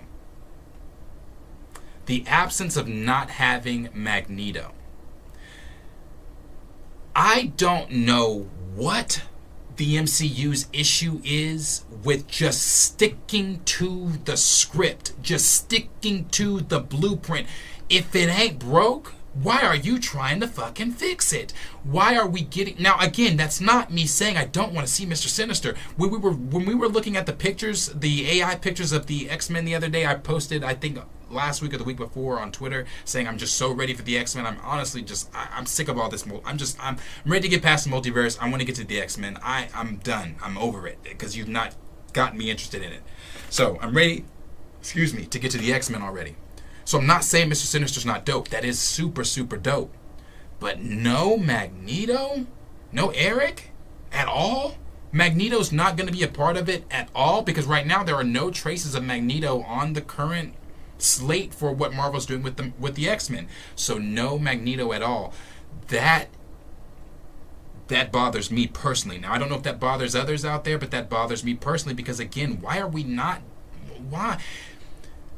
Magneto is still one of... There are not main character... There's not a main character to the X-Men, obviously, but there are main faces, there are main names when it comes to those X-Men. Eric is one of them. Magneto was one of them. And not having Magneto, I'm just like, bro, that's kind of... Again, that's doing the Fantastic Four and not originally putting in Doctor Doom. Because Doctor Doom was not going to be in the post-credit scene. That's doing the Fantastic Four in the absence of Victor. It's like, what? And that's not to say that the Fantastic Four don't have a rogues gallery of villains and people that you can choose from for them to go up against, but nothing from Victor. Like, he's... Because, again, at one point he was not even in a post-credit scene, so he was never gonna... Nothing? He ain't got to be in the film, but he's not, like, nothing? So, but now that he's in the post-credit scene, again, it's like... But to not have Magneto, that's just... I don't know, that's weird. And maybe not having Magneto has something to do with the female-led version of the mutant saga that they're trying to do. Maybe it's Mystique that steps up. I don't know. Maybe it's... I don't know. But I don't know. I just think that... I think, again, Marvel's hurting themselves, bro. It's so easy to do this stuff. It is so easy to do. And when I say easy, I'm not saying, like, I can't get in there and direct this. I can't get in there and get behind the camera. I can't do the editing. I can't. But the storytelling aspect, it's already there. I mean, we have books on books on books on books on books on books on books on books on books with the stories that all you got to do is just follow the blueprint. That's all you got to do. Stick to the source material. Again, just how dope it would be with... Bro, you take yourself back to Infinity War when Nick dropped the beeper, and it was... I remember, for me personally, I don't know about everybody, but when I saw he dropped the beeper and it was Captain Marvel's... I remember I grabbed my cousin that was sitting next to me. I was like, it's Captain Marvel. She's coming. Blah, blah, blah, blah.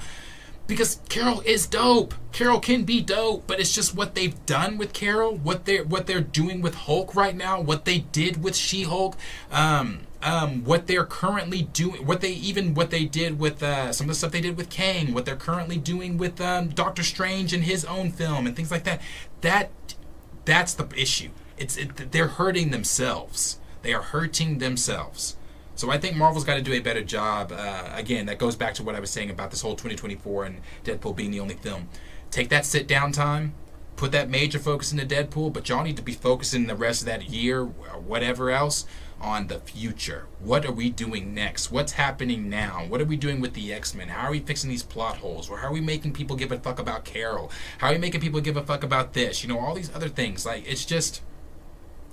They got to get back to that. And again, I think it really goes, even though they're not going to, because they've got Waldron and they're going to stick with Waldron. I think that kind of answered the question as far as, are Marcus and McFeely going to come back for anything Avengers related before Secret Wars? No. They've got Waldron doing that. They've already put those baskets for Waldron. But I would like to say maybe, because we know the Russo brothers do want to come do X-Men. The Russo brothers really talked about wanting to do the Secret Wars as well. I don't know why Marvel didn't go that way to having them do it, but yeah, I don't know. But obviously the Russos in interviews too have said they're too busy, they're this, they're that, whatever. But they can't even. They said they're not. They don't have the time to do it. But they also said they want to do the X-Men. So there is a possibility or a world where the Russos and Marcus and McFeely could come back and helm something on the director and writing side of the X-Men. I would love to see that, because if we're going, that's one thing. You know, I've seen some people saying even if they do the X-Men right on. People saying this on Twitter. Even if they do the X-Men right, y'all are still gonna bitch. If they do the X-Men wrong, you're gonna bitch. Da, da, da, da. I would disagree. I would say we know as fans what we want to see, and I think that if the X-Men are done right, no one's going to complain about anything. We all want to see the X-Men done right. We all want to see the X-Men in the MCU. We all want to see more X-Men movies, more X-Men just in general. So I don't know. I think that it could be one of those things where if Marvel does this right, it could be the thing that really puts them back on track. But it could also be one of those things, like I was talking about with Guardians of the Galaxy and some of those other films that came out during that time with Guardians of the Galaxy and things like that, where it's like people went and saw Guardians of the Galaxy. Nobody went and saw the Marvels, though. People are paying to see the films, the Marvel films, and not just Marvel films, but films in general that they want to see. People aren't going to waste time and money on things that they don't want to see, especially if you, as the creator over there, have not given people a reason or a rhyme to give a fuck about it. So that's my thoughts there on what they're doing with the X-Men. That's some of the news we have there with the X-Men. No Magneto as it stands for right now. Mr. Sinister is going to be the central focal point, the villain, the anti-hero of this mutant saga, and it is possibly going to be a female-led X-Men team. So just, you know, we'll have to sit and wait to see what that looks like. And also, again, that's not bad, because imagine, you know, Storm. Obviously, we know that Storm is within the X-Men 97 series and comics and everything else, and just X-Men knowledge in general. Storm is one of the leaders of the X-Men.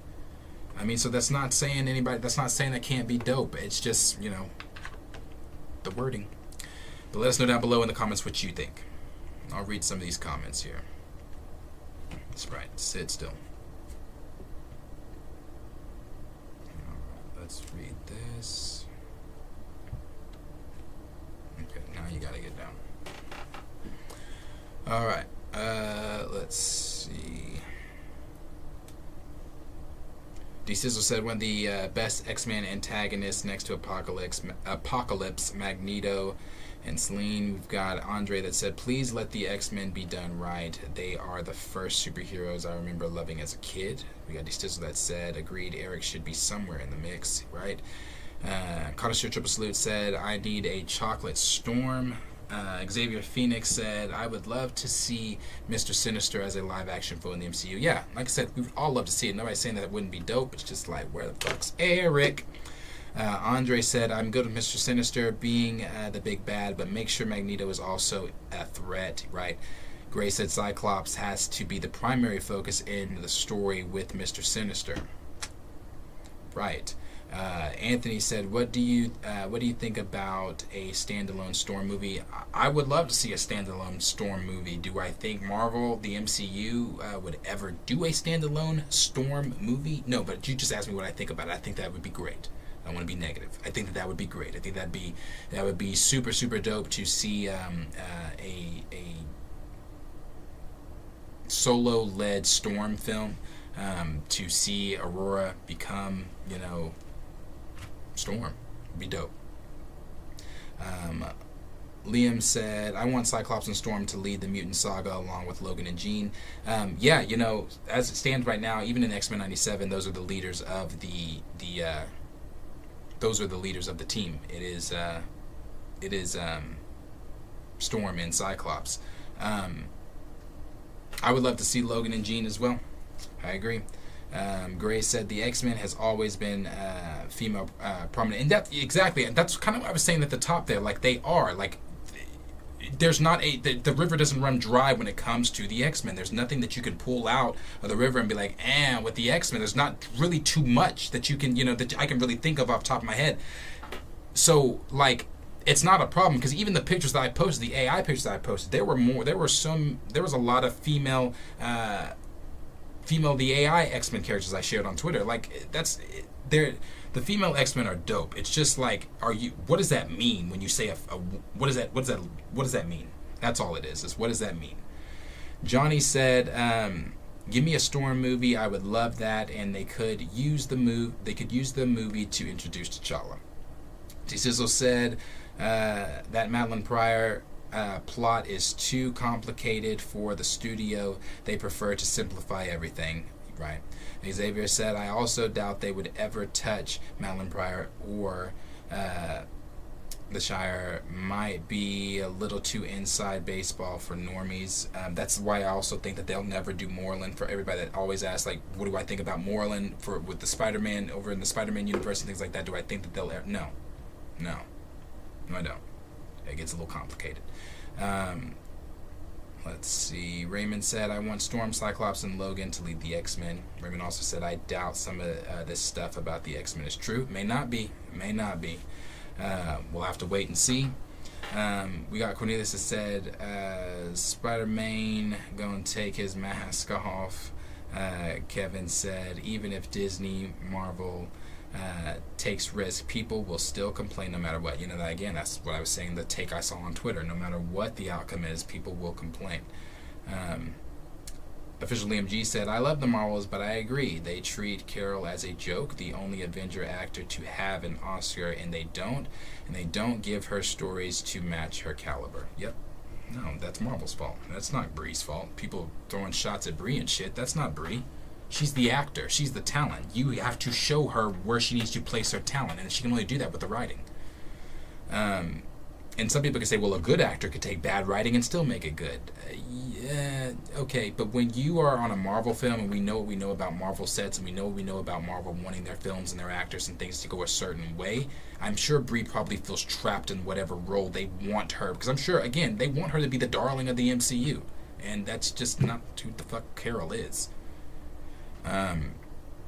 Xavier said, X-women were always badass. These rumors sound like the old Victoria Alonso ideas. D-Sizzle also said, Mr. Sinister is apparently the main antagonist in the Insomniac Wolverine game. Officially MG said, I don't think the rumor means they're not including the men. I think it hurts means a lot of women. I think it means a lot of women are getting a spotlight too. The X-women are the backbone of the X-Men, so I can see why. And I agree with the last part of that about the X-Men, women being the backbone of the X-Men. Like it's all important. It's all important. He said also Fox nerfed most of the female X-Men in their movies. Terribly. I just rewatched the first X-Men because, like I said, I'm working back at home now, so I'm just watching shit. Rewatched the X-Men, the first X-Men from 2000. Yeah, Storm and that is ass. Rogue and that is ass. Like, yeah, that shit's really bad. Andre said, no more Mystique, LOL. Not dressed. She'll be in a dress. She'll be in her dress for sure, or some type of different costume. She is not going to be the Mystique she was in the original X-Men 1 and 2. Raymond said, Marvel keeps shooting themselves in the foot. Now that I'm reading the scoop right, I'm okay with the highlight the female heroes more. Just didn't sideline the other male heroes. Right? Yeah, just don't sideline. I'm fine with that. That's exactly it. Just don't sideline people. It goes back to what we talk about with T'Challa stuff. You don't have to elevate one and dismiss the other. You can elevate them all together the way it's done in the fucking comics and the source material. That's it, Raymond. That's it in a nutshell. That's literally it. Do not sideline the others. No one is saying don't do because everybody knows when it comes to the X-Men anyway, there is no men lead or the women lead. It's the X-Men lead together. But when when I'm reading verbiage like it's going to be women led, that worries me as an X-Men fan. So that's what I'm saying. It has nothing to do with saying, oh, we don't want to see a women-led team. It's simply don't sideline the other to elevate one. Have them do it together. That's it in a nutshell, honestly. D-Sizzle said, Carol was all kinds of wrong. We've got... where was I? Because that went down. Cornelia said the MCU is trying to be too different, but I don't believe people are anticipating these films to be what those creatives want it to be. I think we want to see better adaptation of the comics. Yeah. No one is anticipating much of anything. Like I said, we'll see the numbers for Echoes when that comes out. SB Flash said Carol Danvers should have been the Miss Marvel from the Brian Reed run. We've got D-Sizzle that said, don't get me started on that Hulk fam.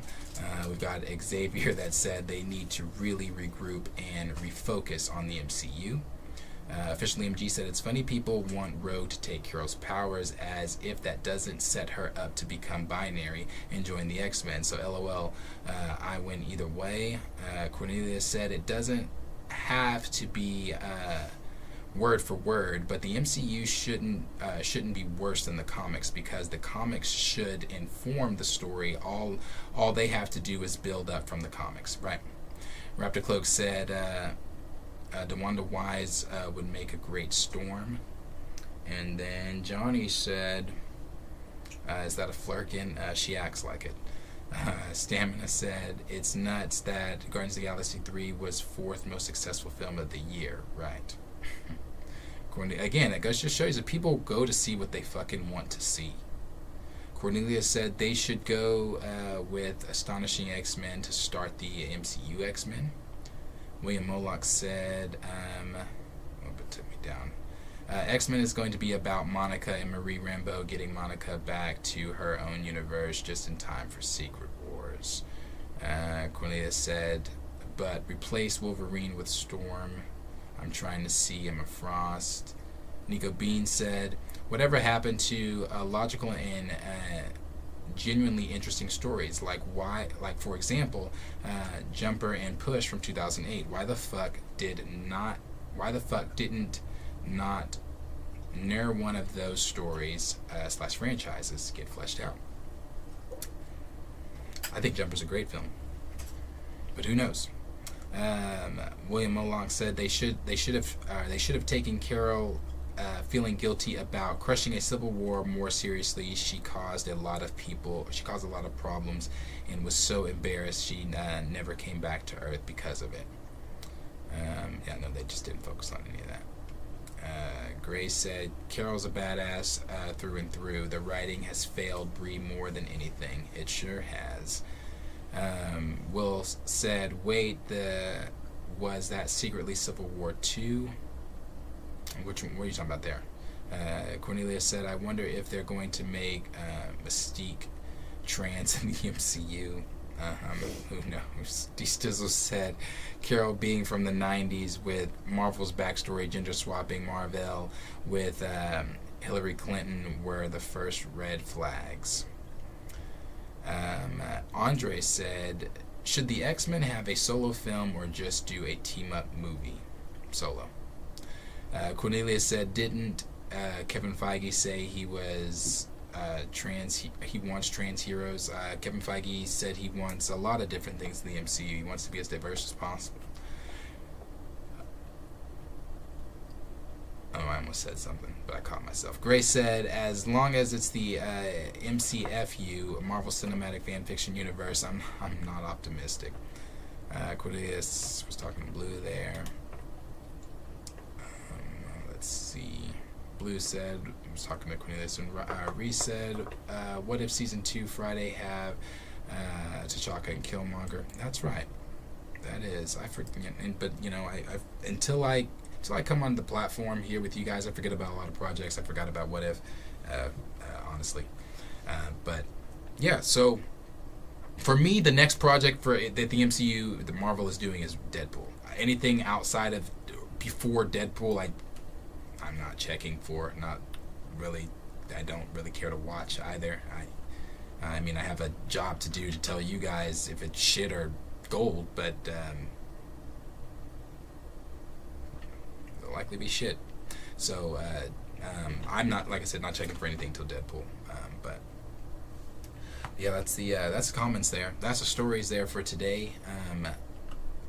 If you weren't here at the top of the show, I did say it's just going to be myself possibly again tomorrow because Corey, well, not possibly, it will be myself tomorrow again because Corey is gone. She is on a Royal Caribbean cruise. She is enjoying herself right now with her familia. So she will, when she returns, of course, she'll be back on the show and everything like that. But as of right now, you are just stuck with me. So I'll be back tomorrow. Like I said, I do appreciate everybody hanging out with me tonight. I appreciate the super chat there from Andre tonight. Appreciate all the engagement, all the questions. Sprite? No. Stop. No. Get your ass down. Appreciate all the questions. Appreciate all of the engagement from everyone tonight. Thank you guys, for sitting, chatting, hanging out. Sprite should not be a co-host. Sprite can't sit still. I don't know what's wrong with Sprite. Move. Sprite. Say hi to everyone. Yeah, I'm gonna bring her kids in here one day so you guys can meet her. You can meet Jubilee. You can meet Thor. You won't be able to meet Rocket because Rocket doesn't fuck with us.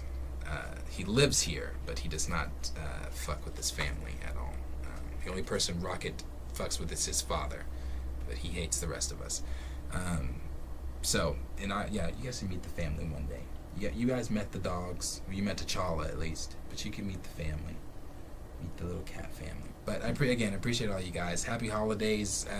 If you're not here Thursday and I don't see you before Christmas, happy holidays to everyone and happy New Year if I don't see you also before then. Again, appreciate everybody hanging out. I see a few more down there. Will said, will we get an M'Baku? No. Will we get an M'Baku movie now that no. I doubt it. And if we do, it ain't gonna be until 20 Sprite. See, that's why you're not up here. It ain't gonna be till 2039 or 30 something like that. I don't know. It's gonna be a long time. I don't see. They still have to figure out the Black Panther franchise and what the fuck they're gonna do with that. No, do not jump back up here. Got Risa said, does Darius like Clone Wars and Star Wars 3 and 2? I love Clone Wars. Clone Wars, the animated series, is amazing.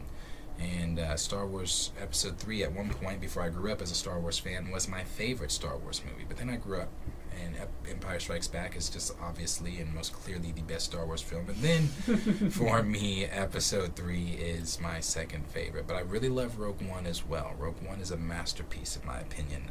The best thing Disney's done with the IP since having it. And Episode 2 was my very first Star Wars film that I watched. It was my introduction to Star Wars. It was the film that made me fall in love with Star Wars. I went to a friend's birthday party that I did not want to go to because I knew we were going to be watching Star Wars, and at the time was not into Star Wars. I was only in the second grade, and my mom was like, nope, you're going, you got invited, you're not going to go. And I came out of the theater a mega fan, and to this day, Star Wars remains the greatest saga ever told.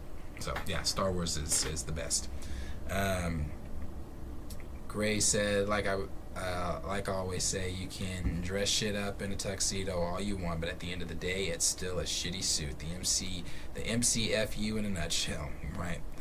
Xavier Phoenix said, another fire stream tonight. I appreciate that. Thank you so much, Xavier. Johnny said, let all the animals co-host. And Cornelia said, I'm just glad they didn't put him in a suit. And Diesel said, Darius is one of the good Star Wars fan. He digs the prequels. I love the prequels, bro. The prequels are great. Great. Angela said, Super Dwarf Sprite is. Thank you. Thank you. Come here, Sprite. You want to come back up here one more time? Come here, mommy. Say bye-bye to everybody. Can you say bye? All right. We appreciate everyone. You love the prequels, too. Raymond, what? I thought you said you didn't like Star Wars. Anyway, we appreciate everyone hanging out with us tonight. She is purring so loud. But we appreciate everybody hanging out with us tonight. And next time, I seriously will. I know I say that every time, but I will bring somebody other than Sprite in here because she is up my ass 24/7. I can't do anything without Sprite following me. So, but I'll bring one of the kids in here next time.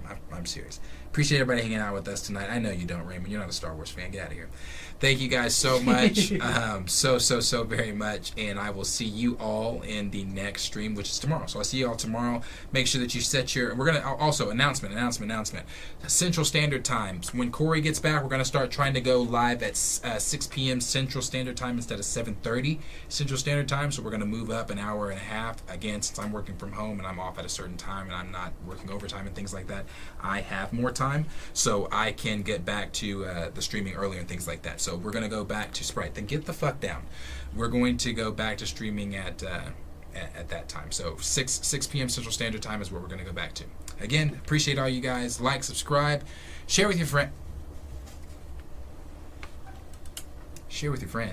And I will see all of you guys in the next video. Peace out, everyone. Be safe. Enjoy your night.